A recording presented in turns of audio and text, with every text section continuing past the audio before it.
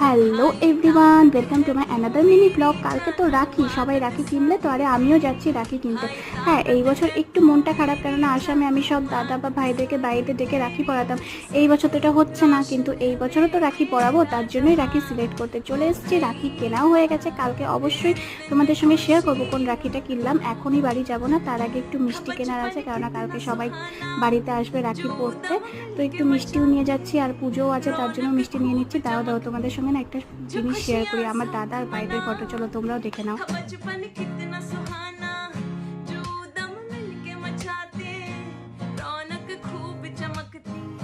जो खुशियां साथ मनाते,